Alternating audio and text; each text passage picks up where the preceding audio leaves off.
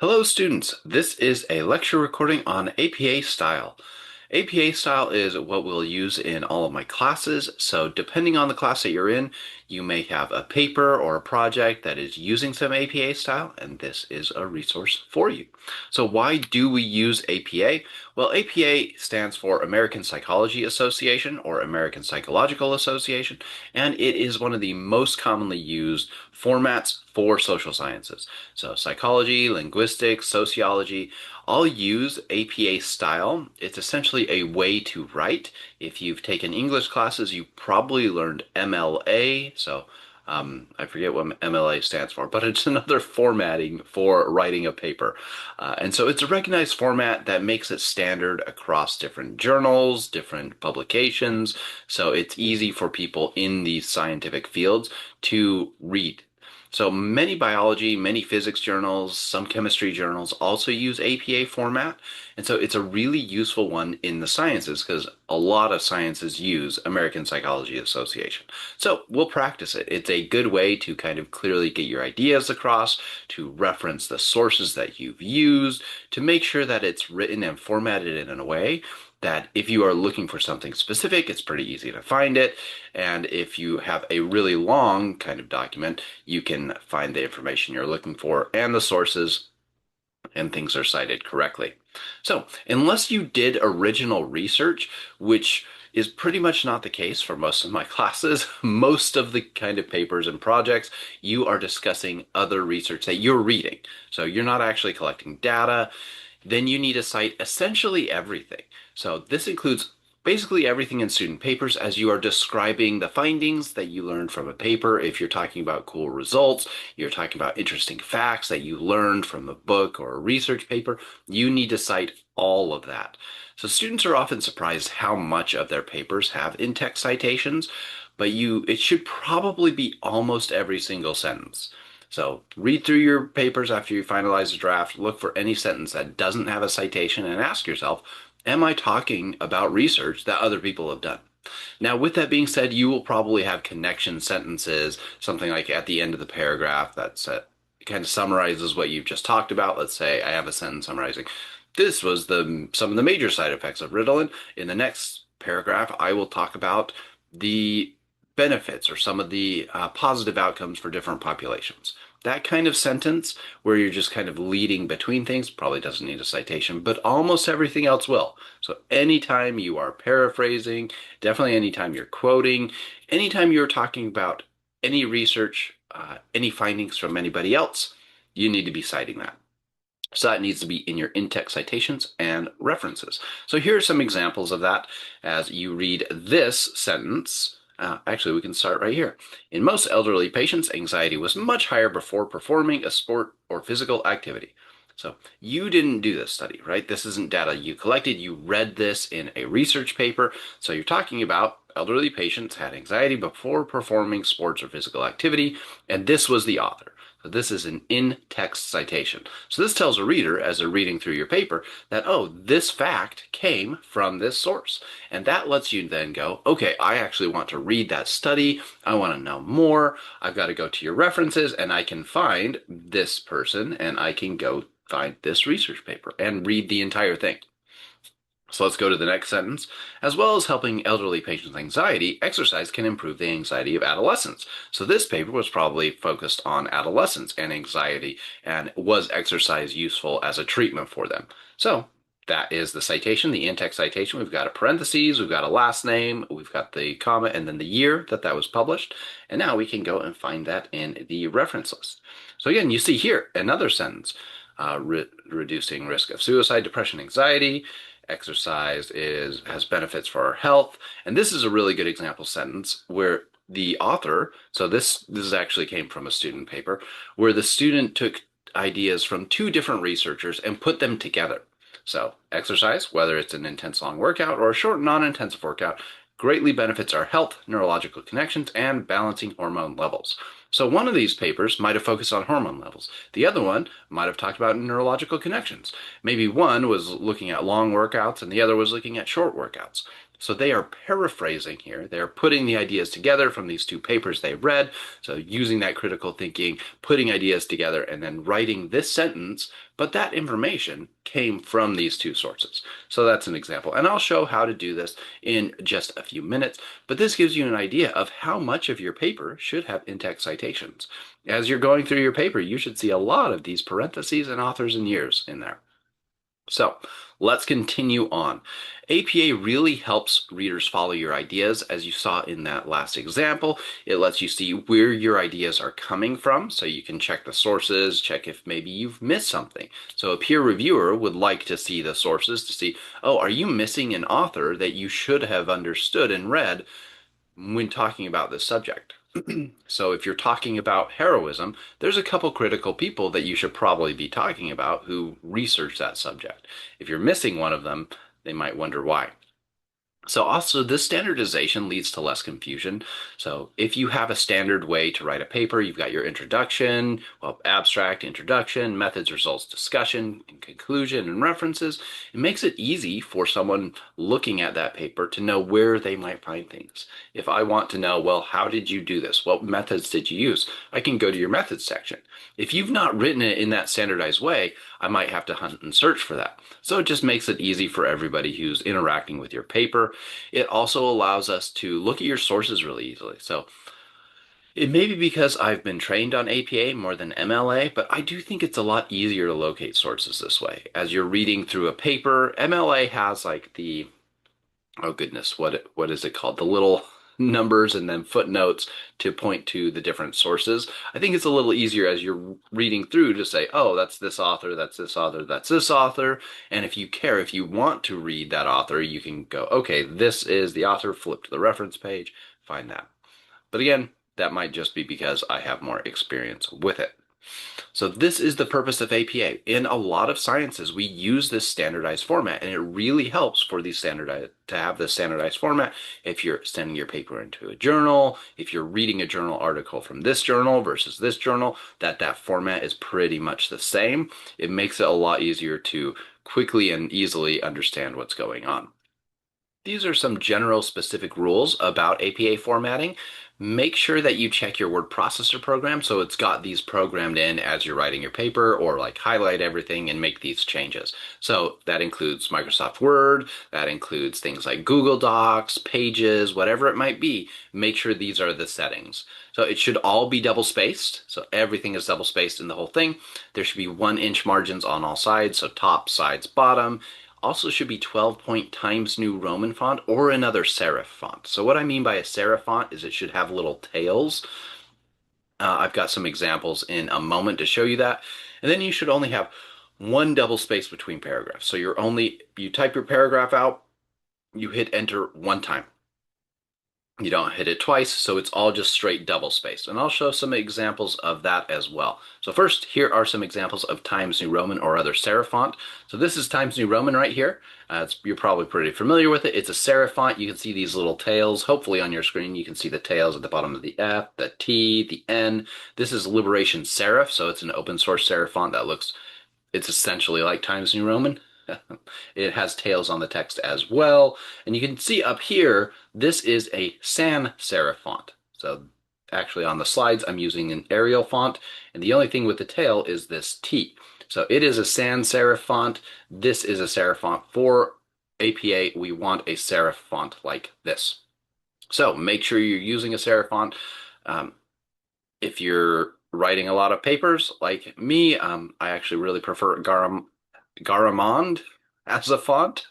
So most people don't have a favorite font. So feel free to use Times New Roman, Liberation Serif, Garamond, anything else that's a serif font, but it should be about 12-point size. So make sure you're 12-point size. All right, next, be consistent about your point of view and voice in the paper. There's no rule for APA 7 on if you have to use first person or third person. APA recommends first person and active voice. I also recommend first person and active voice. It tends to make things a little shorter and more concise as you are writing your sentences. In the past, we really we tried to use third-person passive voice to kind of take the researcher out of the paper, but everybody knows it should be the researcher writing the paper, right? It shouldn't be an AI writing the paper. It should actually be the person writing about their own study. They are part of a team doing a study. They can definitely write in first person. It makes things a little more clear.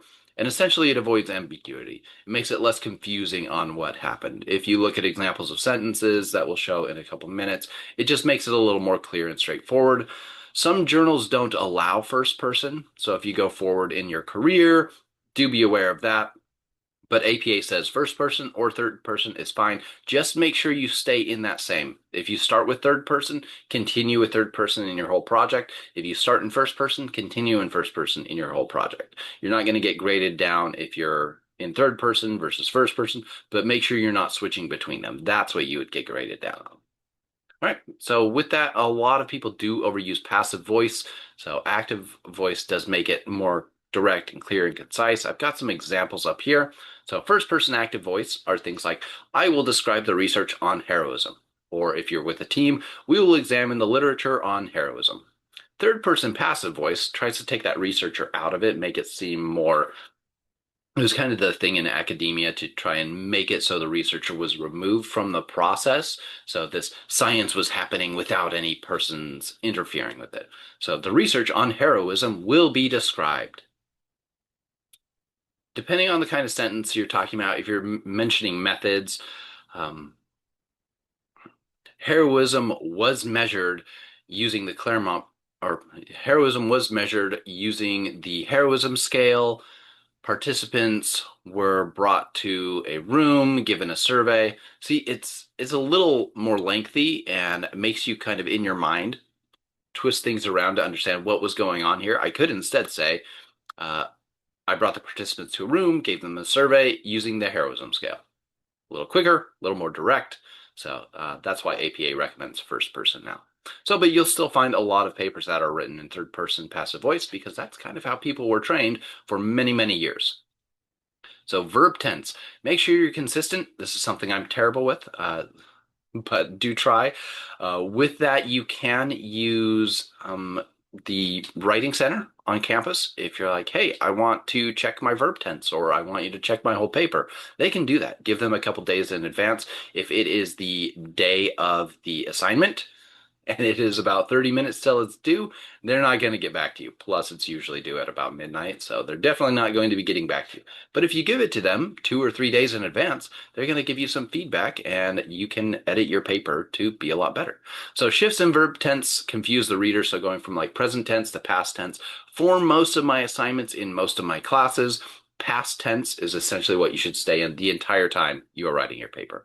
Because we're usually in most of my classes talking about previous research that you've read, and you're now reporting what other researchers did in the past. And you're writing like an introduction, a question paper, a literature review, reporting on previous research.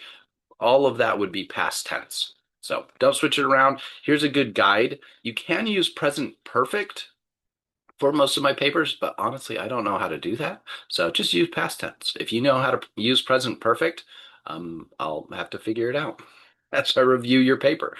But methods are also past. Reporting of results is past. The discussion of the implications of results and future directions, that's present tense. So if in, say, for a question paper in one of my classes, the research paper, your last paragraph might be the future directions or the implications, conclusions, future directions section, you can switch to present tense there because this is, now that we've reported all that past research, this is what should be done now. That is something you can do. That is appropriate, but you can also keep that in past tense too. Just makes it easy for you. So that's what I would recommend. Just stick in past tense the entire time. All right, so for page heading, you might see papers that you download online that look like this. It's very similar to what yours will look like. Yours should look like this. Student papers are just slightly different. You can see there is no hanging, the only thing on the heading. And the only thing on the heading is the page number. So you've got the page number, you've got your title, you've got this information. So your title page will look like this, and the first page of content will look like this. Now you have the running header where your title is there. So if you have an abstract, or if you're doing a question paper for my class, you don't have an abstract, so this would be like the first content page for you. So essentially not the title page, but the next page, you should have a running header. All right, so page headers are basically just a shortened title. If you can fit your whole title as a running head, that's fine. So essentially, just make sure it's not on your title page. Make sure it's on the second page. So title page, no running header. Second page, yes, running header. Page numbers are always in the upper right. Make sure those are there. I've seen students have trouble with Google Docs getting the page numbers to work correctly. You can definitely download your paper and save it to your device and then open it up in Microsoft Word. As a student, you have access to download Microsoft Word for free. You also have Microsoft Word online that you can access. If you're in your email, you're not your Canvas email, but your Outlook email, you can click on the little dots in the upper left and see one of the options should be Word. So Word online, and you could do all of these things in there. So double check and get those page numbers correct. But these are the things that go on a title page. You've got your page number, you've got the title centered and double spaced, you've got your name right here, the school, so your affiliation, the course name, the instructor's name, and the assignment due date. Now, if I have an assignment where you turn in a draft and then a final draft, feel free to put the final draft as the due date. Then you don't have to come back and change this later on. That would be just fine. But it's not incorrect to put the first draft due date and then change it for the final draft as well. That's fine too. But this is what your title page should look like, all the things that it should have. Abstract. Most of my papers in my classes don't actually have an abstract, so I'll talk about this, but just check your instructions. If you have a short paper, so my question paper is a really good example of that. My question papers don't require the abstract, but an abstract is basically a short summary of the entire paper. And since my question papers are like 2 pages minimum and like 4 to 5 pages maximum, it's a pretty short paper on its own. It doesn't need an abstract.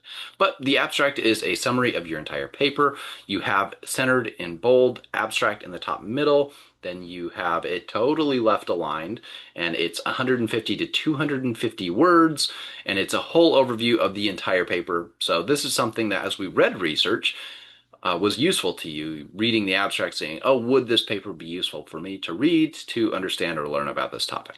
So this is what an abstract looks like. You've got your page number, you've got your running header, abstract is in the middle, then everything is left aligned. You don't have to include keywords. You can really, this is for journals. So any journal wants you to have keywords so they don't have to have someone spend the time to think what keywords would work here. So you as the author make the keywords. But you don't need to do that because we're not actually publishing these papers. All right, introduction.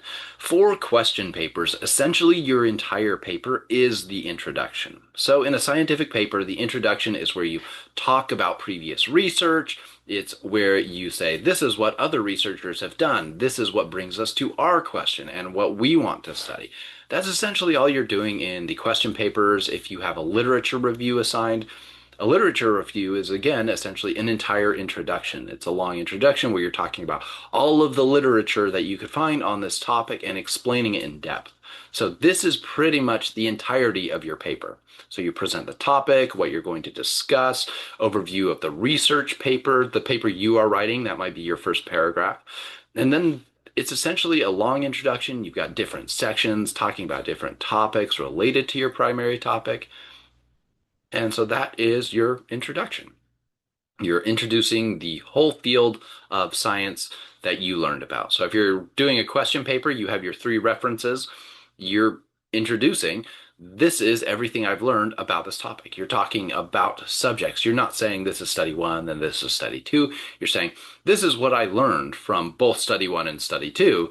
I learned X, Y, and Z, and these are my references for that. So that is basically your entire paper is an introduction.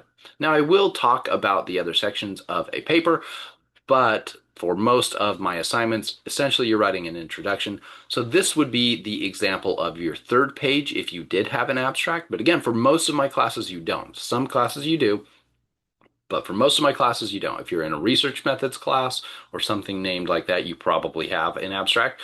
But if you're in my other classes, general psychology, for example, you will not have a abstract. So this would be your 2nd page for most of you, or this might be your 3rd page if you are in a research methods class and have an abstract. So page number right here. I'm missing the running head here, so I've made a mistake there, but there should be a running head right there. You've got the title of your paper, and then you jump straight into your introduction. You talk about the subjects, you introduce what you're going to discuss, and then you discuss the different topics. So you can see here in-text citations throughout where this person is talking about the research. So you can have different headings that kind of talk about, focus a reader in on different sections of the paper. So this is an example of a first level and second level heading. For essentially all of my classes, I do not expect you to use anything more than a first level heading.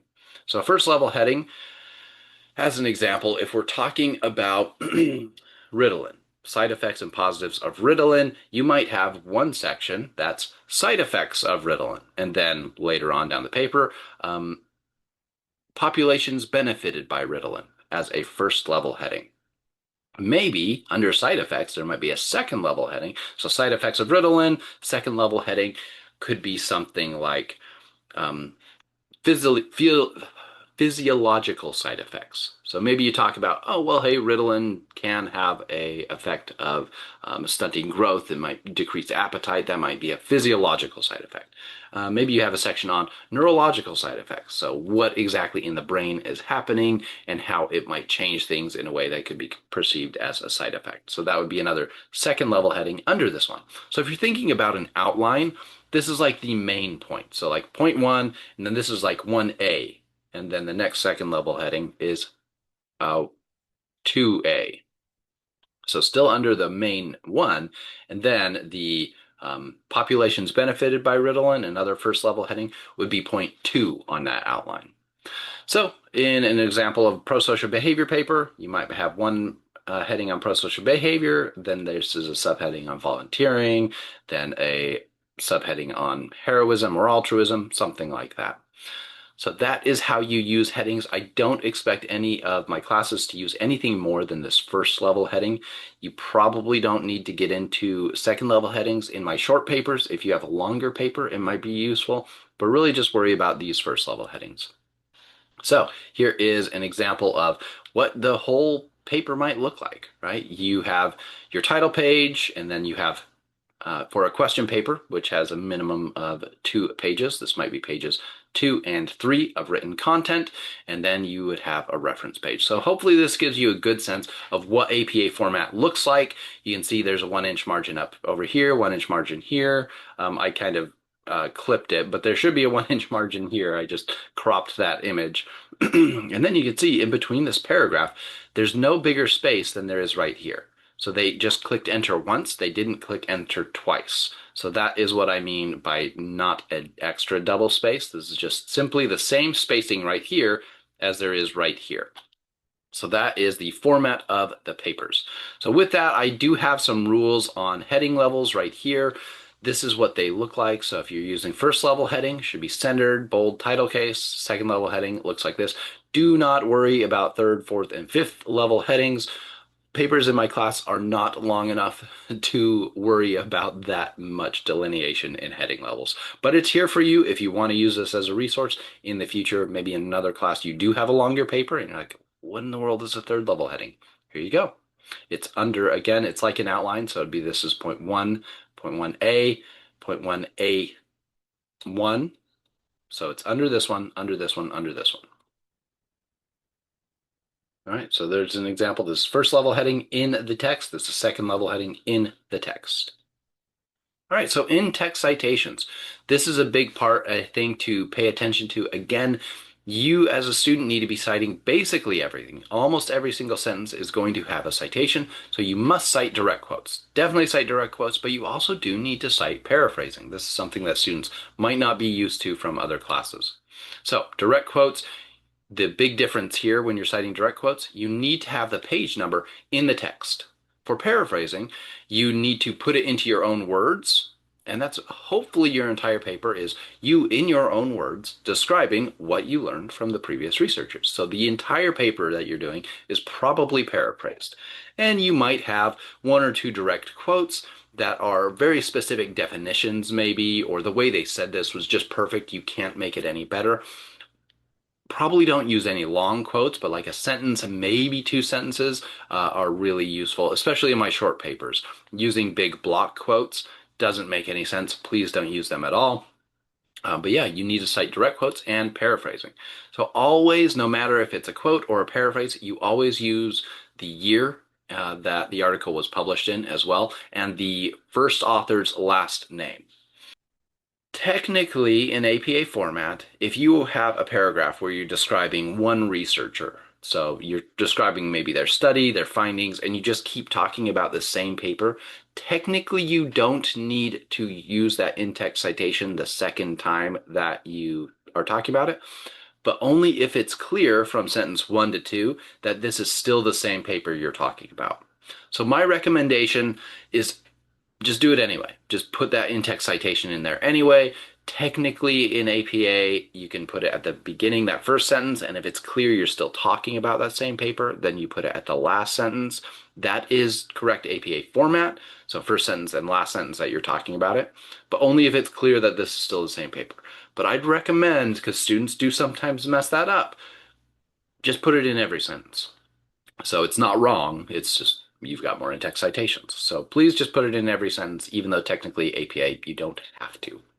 All right, so you must cite paraphrasing. Paraphrasing is when you put the ideas into your own words. And so again, this is what I hope your entire paper is. So aim to write those ideas from those sources in new ways. It should look different from the original source. It's not just rearranging the words or changing a few words. It's you learned these facts about Ritalin side effects. You learned these facts about heroism. You learned these facts about neurobiology. And now you are writing about those facts. You are describing to a reader what you think is important, what you think is interesting. So with that, now you write this sentence that you think is interesting. You want to get this across. Where did you get that original information? Was it from one paper? Was it from two papers? And you put that in the in-text citation.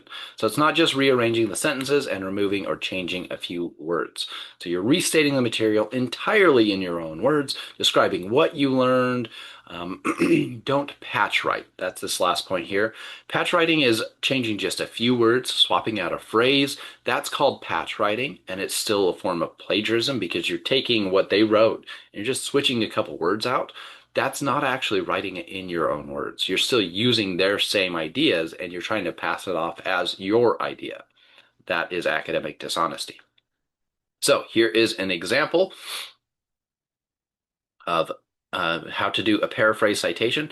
According to Jones in 1998, APA style has a difficult citation format for first-time learners. So in this case, you have the author's last name and the year. You can write it that way, where you put their name within your sentence and then you put the year in parentheses. But for most of you, and I think this is the easiest way to do it, you will probably use this second method. APA style is a difficult citation format for first-time learners. So this author learned this from Jones, and they published this paper in 98. Maybe it's a book. And so they're describing that APA style format is difficult for first-time learners. They wrote that in their own words, and so at the end of the sentence, they put the parentheses, the first author's last name, the comma, and then the year of the publication. So I would recommend look through every single sentence of your paper and make sure at the end of the sentence there is an in-text citation. Again, if it is a connecting sentence that in the next section, I will talk about this. That's all your words. It doesn't need an in-text citation. But if you're talking about research on APA style shows that students have a hard time learning it. Well, you didn't collect that data, right? That's not coming from you. That's coming from a paper that you read and now you're describing and understanding and putting forward in a new way. Right, so you need to cite that. So here's a couple other examples here. I've got heroes rescue people serve as examples that can inspire pro-social behavior and make the world a better place. That came from Franco and a bunch of other people. So I'll show when do you say Franco et al. Versus where do you have like Dunlop and Walker, two authors right there. I'll talk about those rules in just a second. And look, me, Riches, 2017. So this is actually from a paper that I wrote, and you can see here this specific statement comes from multiple studies. So systematic research on heroism has only recently emerged, and empirical studies have primarily examined the characteristics and taxonomies of heroes. So personality traits of heroes is kind of what they've primarily studied up to the point that I wrote this. So this came from all these studies. These are all studies that looked at the characteristics of heroes. So I'm referencing those because that's where the information came from. All right, so that is paraphrasing. You're writing things in your own words. This is not a direct quote. This is, I got that idea and I'm presenting the things that I think are interesting, I think are important, I think you should know, and it came from this source. But again, this is my own writing. All right, so how do you decide if it looks like this, Franco et al., or you've got two authors or one author? How do you decide? Well, it just depends on the number of authors to the paper. So when it is one author, it's pretty much the easiest way to do it. You just put the last name of the author. So in this case, Silver, comma, and then the year it was published, close that parentheses, and have the period. So again, I recommend doing this at the end of the sentence if you were writing it in the sentence. So you could say something like, in that study, Silver, parentheses 2010, found that rats really liked the sugar water more than the water laced with cocaine. I don't know, I'm just making something up. But that would be an example of paraphrasing. So that is for one author. For two authors, that's when you put both authors in the in-text citation. So it might be Riches and Cohen, published in 2022. That is an example of two authors. And anytime you go over two authors, that's when you do the et al. So more than two authors. So you can find papers, especially in medical journals, you might find papers with like 50 authors. The standard practice in science is the first author is the one who had the idea, did the main majority of the work, did the most writing, something like that. Like it's kind of the biggest input into the paper. They did the most work on it. And then the second, third, fourth author, it's like they did the second most work, third most work, so on and so forth. Case, when you have more than two authors, you write it like this. You put the first author's last name. So Dombrowski is the first author, the one that probably did the most work. Et al. Is just Latin for and others. So, and then the year. So that is the big change. Well, in the in-text citation, all you put in APA format is the first author's last name, et al. In 2007. So that makes it a little quicker and easier as you're reading through the paper to find that person. And then in the reference list, you have the whole reference listed out. So if you're like, oh, I want to find this paper by Dombrowski and their colleagues, you go to the reference list and you can see all of the authors there. So everybody's still getting their name on that paper and getting cited. In the past, we went up to 3 authors in APA format, but this changed in 2020 when we went from APA version 6 to 7. So some of the papers you might be reading, you might see this 3 authors listed, but that is not the case anymore. We only do first author, or for one author, 2 authors, you've got an and in between them, or an ampersand. And then for more than 2 authors, first author's last name, et al., 2007. So while you might see this in some of the papers you've read, these upper 3 are the way you will be writing your in-text citations. So for a direct quote, there's a slight change that you make with it. When it's a direct quote, you have to have the quote in quotation marks. And then another thing that you add, you've still got the author, comma, year, but now you put an additional comma, page number, so P for page number, dot, and then put the actual number. So if that's page 22, put 22 in there. So that is what you do for direct quotes. So here is an example of when you have a single author. So this is a direct quote from one author.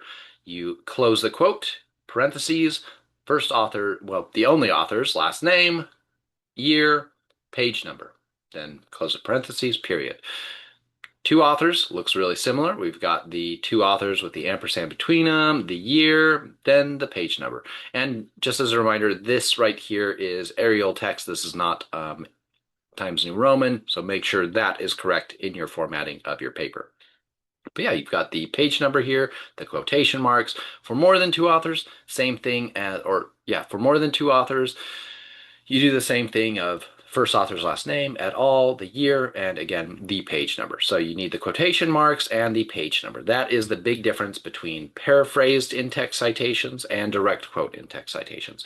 As a reminder, please limit those direct quotes.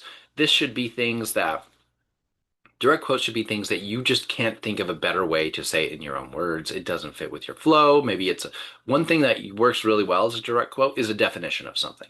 So if you want to give the definition of heroism, I even do this. I I quote myself a definition of heroism that I wrote in the past because I think it's really good. So I just use it rather than making a new one, right? So if you want to define something with a direct quote, that's a really good example. If there's a discussion of a result, so like a sentence or two talking about a result that you're like, I really don't think I can say that in a better way, that might be a good thing. But try to limit your in-text citation or your quotes in your paper to two. If it's a really long paper, if it's longer than 4 pages, maybe 3 or 4, but if it's a minimum of 2 to 3 page or 4 page paper, 2 direct quotes is probably a good rule of thumb. But again, make sure you have those quotation marks, make sure you have the page number. All right, with that, other things to know, or here are a couple examples. So here again, you can put the author's name in the text. So if you're talking about a researcher and say, oh, Rich has also said that, and then directly quote or something like that, you can do it that way, right? If you do it that way, you make sure the author's name is in there. The publication year is in there. You've got the direct quotation marks, and then the page number is here at the end. But for most of you, I think you will be doing this format here where you have the direct quote, then the author's name, the year, and the page number at the end of the in-text citation. All right, so a long quote, just don't use them. So long quotes are anything 40 words or more. This is called a block quote. Just don't use them in my paper. I don't have any papers in my classes that are long enough to use them. If you want to use this guide in the future, I've got the information here in the slides. This is an example. Oh, the formatting got messed up when I put it in the slide. Well, look at the examples in the APA guide. Don't use long quotes in my classes. So lists or seriations, so like tables in a document, these are pretty rare to see in papers. You might see them. Don't use them in your papers. There's pretty much no reason that any of my students in any of the assignments I have should use any lists. But if you're interested, this is kind of what you do. So this is actually just a direct quote from this paper by Howitt and Sheldon, and they had a bulleted list of some of the main findings that they found in their literature review.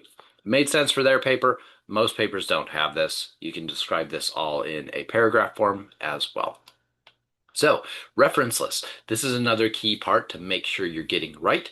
Make sure your heading is centered. This is essentially the last pages of your document. References is on its own page. Starts at the top with the heading references in bold and centered. The whole references is double spaced. It's alphabetical by the first author's last name. So anyone whose last name starts with A comes first, Z comes at the end, everybody in between. Another thing to have is make sure you have a DOI. So for a research paper, if you use the library resources, and I taught you how to click the cite button and get that citation, the DOI comes with that. So you should already have it. It's a little web address, http:// and then some weird letters. It's kind of like an ISBN. It's a computer code telling other computers like, this is where to get this source. So it's a really useful tool that we have now that so much research is online. If you don't have it as a research paper, some books have DOIs or ISBNs, a stable URL. So just, especially if you're using, say, Google Scholar or you're using the library search to search for articles, the web page at the top has code basically as part of the code with your search in it. So if you copy that, it's not going to be a stable URL. Stable URL is a very specific thing that I should have showed you in learning how to find research. It's basically another link on, say, the library page to get the stable URL. But for most of your things, the DOI. So this is what that looks like. You've got the page number, should have your running head, references bold at the top. You can see this is all double spaced. There's no extra spaces between these references. You've got the references that end in A first, B after that. They have a stable URL or a DOI at the end. So this is what your references should look like. Oh, I don't think I mentioned it, but hanging indent as well. You need this hanging indent. I should definitely include that on the bullet. But yeah, you need a hanging indent as well, and that's what this is. It just makes it easier to find the names when it's just the first author's last name right here at the left, and then everything else is kind of moved over.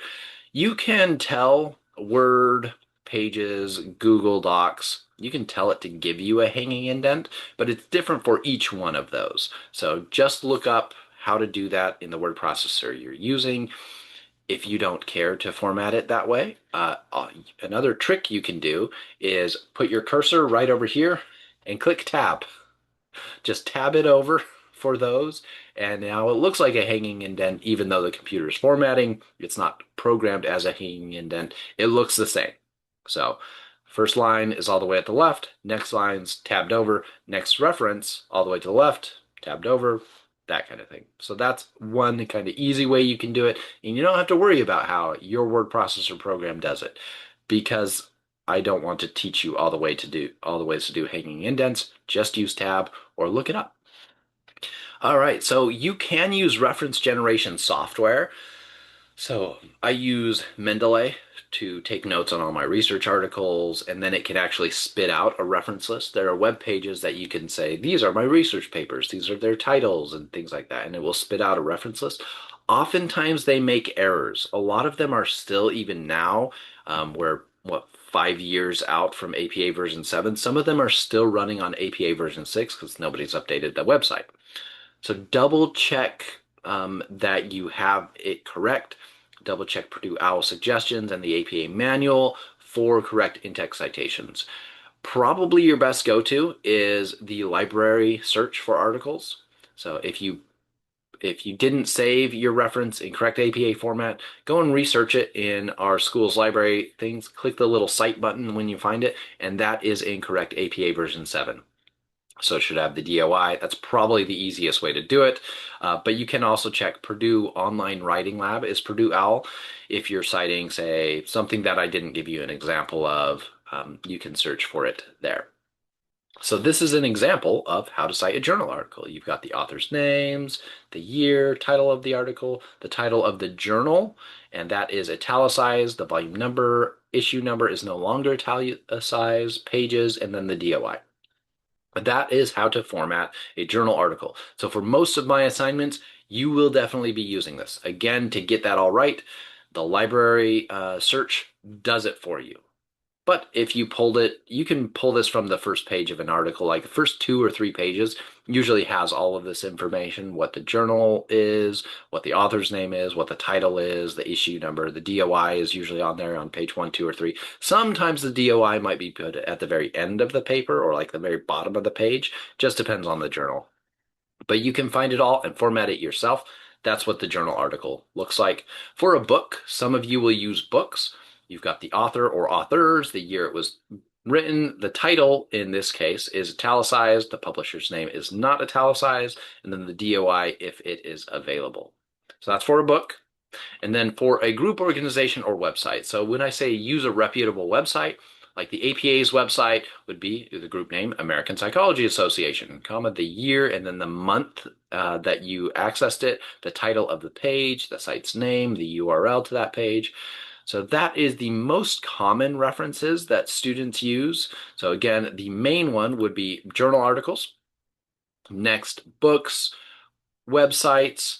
Website or blog post is pretty similar as well. You've got the author, you've got the year, month, date, title of the post, site name, URL. So this is if you were looking at, say, a researcher's own research web page. So I do have a research web page that I don't think I've updated in 2, maybe 3 years. But if you learned something from that page and you're using that as a source, this is how you would reference it. So those are the primary in-text or reference list entries, how you would do those, and that would get you to a reference list that looks like this in correct format. Don't forget that hanging indent. And that is basically the end of your paper. If you want additional help, there's a bunch of resources. There's some from our library. There's some from other libraries I have linked in the slides. Purdue OWL is Online Writing Lab. They have a lot of good stuff for APA. Make sure whatever you're looking at for references, it's looking at APA 7th edition, which started in 2020. But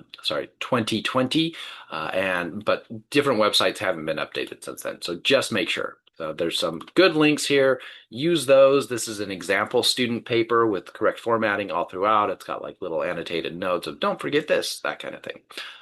Well, that is the APA. That is how to do APA style. So hopefully with this, you can now work on your APA formatting and have a really great paper. And I look forward to reading those.